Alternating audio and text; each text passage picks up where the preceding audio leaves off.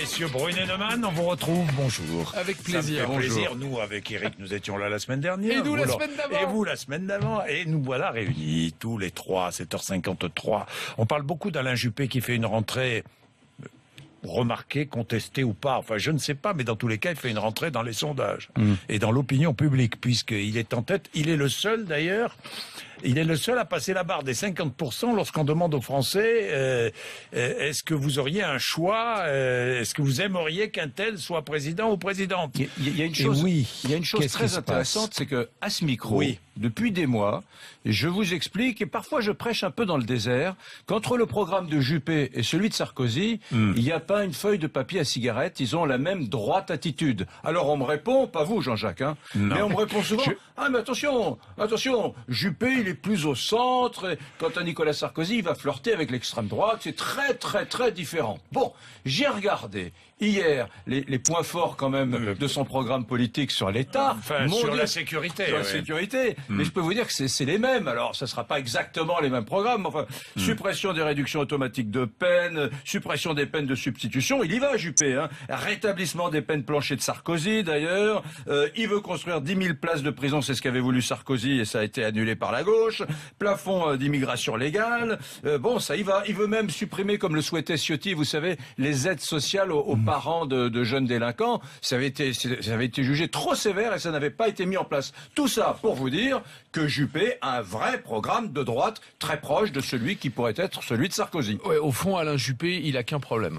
Il a un seul problème, c'est qu'à 18 mois de la présidentielle, un peu moins de 18 mois, il est en tête dans les sondages. Et que historiquement, personne n'a gagné l'élection présidentielle en étant en tête dans les sondages aussi longtemps à l'avance. Souvenez-vous, Balladur 95, Jospin 2002, Ségolène Royal. Et à l'inverse, souvenez-vous de François Hollande, qui était à 3%, c'était même son surnom, Monsieur 3%, et qui en 2012 a fini par l'emporter sur Nicolas Sarkozy. Premier handicap. Il a un deuxième handicap. Tous les jours, Alain Juppé, il risque le claquage.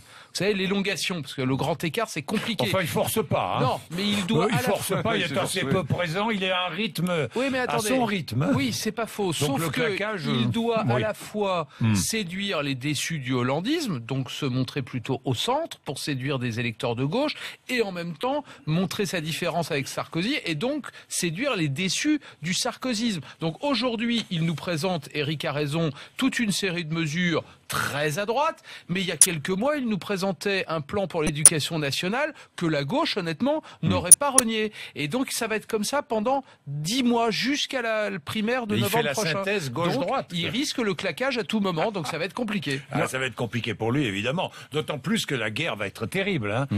Terrible aux Républicains, ça va laisser des traces, tout ça. Il va y avoir une guerre sévère, dure.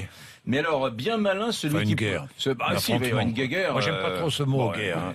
Laissons-le. Une bataille. Non, mais si vous m'autorisez, Eric, je serais curieux de savoir comment Nicolas Sarkozy va réagir à ce nouveau livre d'Alain Juppé. Pour une raison simple. Souvenez-vous, c'était quelques jours avant les régionales, Nicolas Sarkozy a convoqué un conseil national des Républicains, c'est les 13 et 14 février prochains, pour fixer la ligne. Et visiblement, Juppé lui rit au nez en lui disant, ton conseil national, tu peux te le garder. Moi, j'ai mon programme, je ne veux même pas en entendre parler. Mais il y a un autre élément. Là, on est entre nous, on a l'impression d'être... C'est que les Français, eux, ils sont pas entre eux.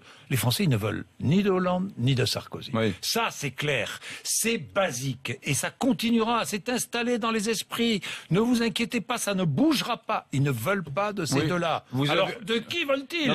Moi, je pose la question. Jean-Jacques, vous avez raison. Mais les Français, ils sont aussi un peu schizophrènes. Les Français, ils disent parfois tout et son contraire, surtout quand ils sont interrogés par les sondages. Ils manquent de sérieux et ils sont assez inconstants. Mais vous pouvez pas dire ça. Il suffit qu'on dire que le citoyen manque de sérieux. Le citoyen, il ressent. Le citoyen.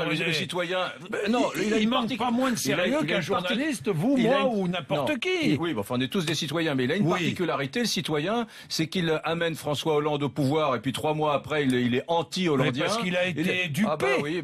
Parce qu'il a cru. Non, parce qu'il n'a pas lu les 60 propositions de François Hollande. Et ça, c'est plus grave. Si vous me permettez, je vais venir juste une seconde pour conclure à la rescousse d'Éric.